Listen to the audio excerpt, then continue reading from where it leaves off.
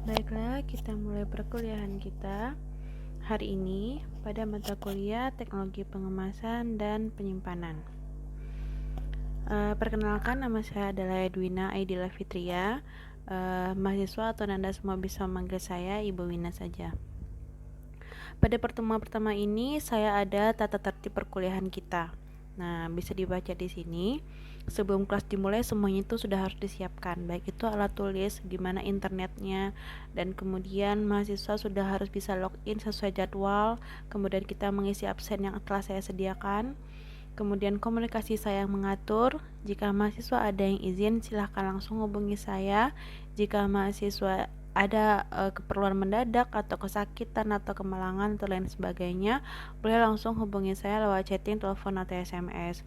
Kemudian tugas-tugas yang saya berikan silahkan dikumpulkan sesuai dengan jadwal dan durasi waktu perkuliahan saya menentukan. Kita masuk ke sejarah kemasan. Mungkin Ananda semua sudah tahu ya kemasan itu apa. Nah, saya akan menceritakan sedikit saja tentang kemasan zaman dahulu itu terbuat dari apa. Jadi dulunya kemasan itu terbuat dari seludang atau pembungkus biji dan tongkol jagung. Jadi dulu belum kenal tuh orang namanya plastik, belum kenal sama ember, itu belum kenal sama kertas, belum kenal. Jadi ada namanya orang tuh menggunakan seludang, ada yang menggunakan sekam, ada yang memanfaatkan kulit buah, ada yang memanfaatkan tempurung, kulit kacang dan lain sebagainya. Bahkan kalau tempurung sama kulit buah sampai sekarang masih bisa dimanfaatkan ya, karena kelihatan lebih segar gitu mungkin ya, kelihatan lebih tradisional dan lebih bagus bahkan kalau sekarang. Oke, kita lanjut. Nah, semakin berkembangnya kemasan seiring dengan peradaban manusia, dikenallah tuh bermacam-macam kemasan tradisional. Ada dari bambu, kulit pohon, dari daun, rongga batang pohon, dari batu, bahkan dari gerabah. Nah, ini adalah beberapa contoh kemasan yang sudah diaplikasikan ke produk pangan. Nah, ini adalah kemasan daun pisang yang digunakan untuk membungkus lemper. Kemudian yang di bawah itu gambar roti yang dikemas oleh kemasan plastik. Nah, kemasan minyak juga ada, masih menggunakan plastik tapi jenis plastik yang berbeda ya pastinya. Kemudian ini adalah kemasan dari kertas.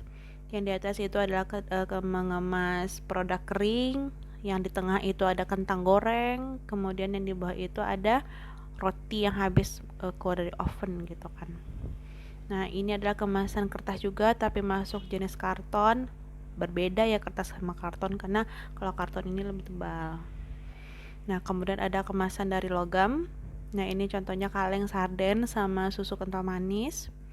Kemudian ada juga kemasan dari kaca atau gelas. Nah, ini contohnya di atas itu botol yang transparan, kalau yang di bawah berwarna. Tahu nggak kenapa berbeda yang di bawah itu kemasan botolnya berwarna? Tahu nggak kenapa? Ada alasannya.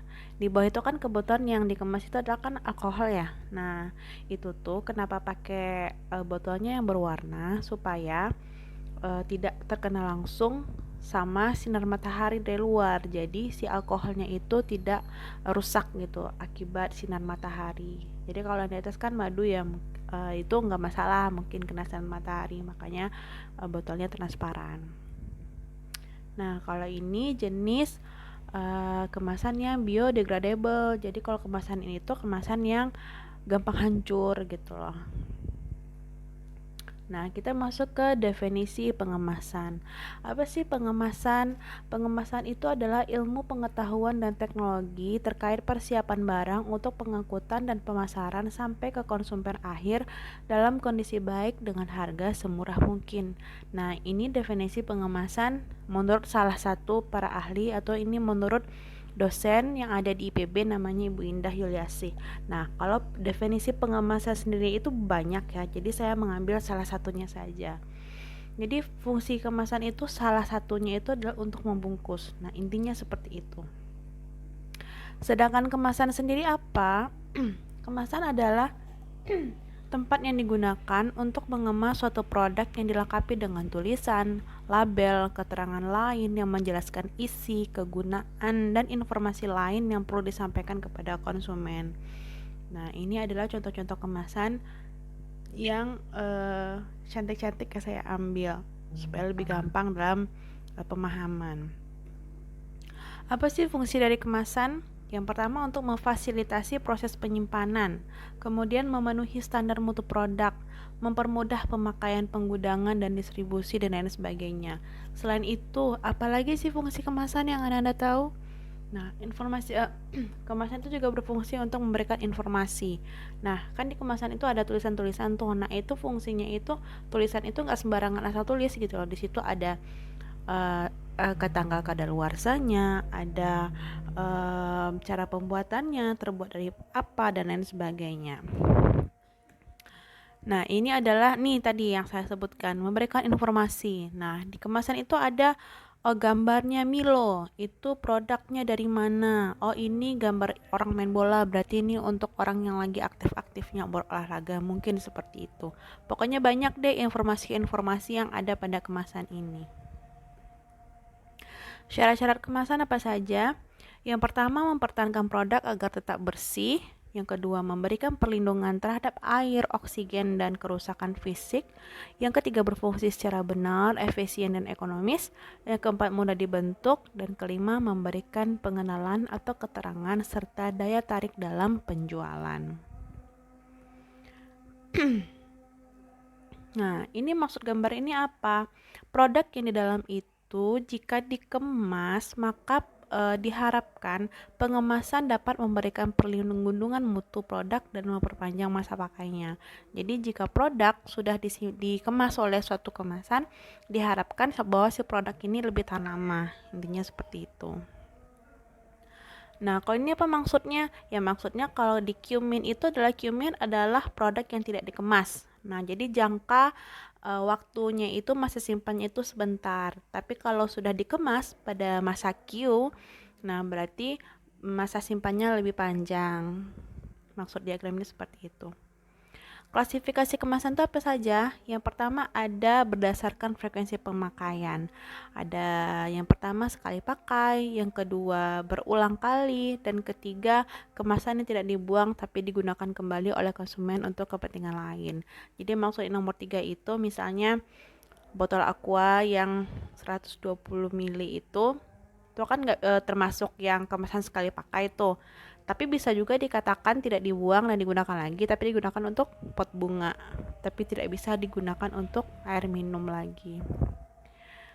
Yang kedua, berdasarkan struktur dan sistem kemasan, itu ada kemasan primer, sekunder, dan tertier atau kuarter. Kalau kemasan primer ini adalah kemasan yang membungkus langsung si produk gitu. Jadi contohnya kalau primer itu contohnya misalnya kalau kamu beli teh Sariwangi teh celup, nah si teh celupnya itu yang celupannya itu termasuk kemasan primer. Jadi dialah yang langsung menyentuh si teh. Nah kalau kemasan sekunder itu dia yang mencangkup si kemasan bag itu. Nah kalau contohnya di Sariwangi tetap itu ada aluminium foilnya ya. Nah itu kemasan sekundernya. Dan kemasan tertiernya itu adalah kotak Sariwangi yang di depan itu. Nah itu adalah contoh dari kemasan primer, sekunder, dan tertier. Kalau berdasarkan sifat kekakuan bahan kemasan, ada kemasan fleksibel, ada kemasan kaku, dan ada kemasan semi fleksibel. Mungkin kalian sudah paham.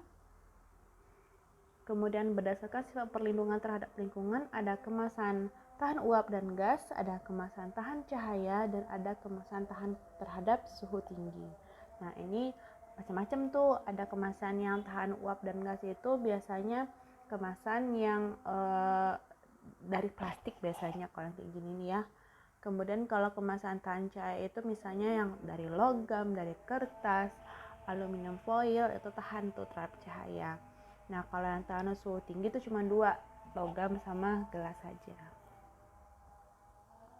Kemudian berdasarkan tingkat kesiapan pakai, ada kemasan siap pakai dan ada kemasan siap rakit. Nah ini contohnya sudah ada di gambar ya.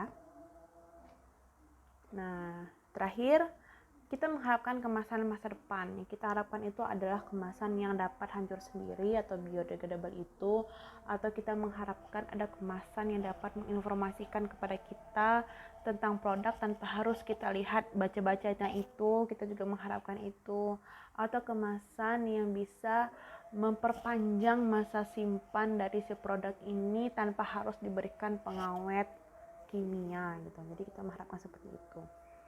Oke, sampai di sini dulu perkuliahan pertemuan kita. Kita ketemu lagi minggu depan. Jika ada yang ditanyakan, silahkan cari di grup. Assalamualaikum.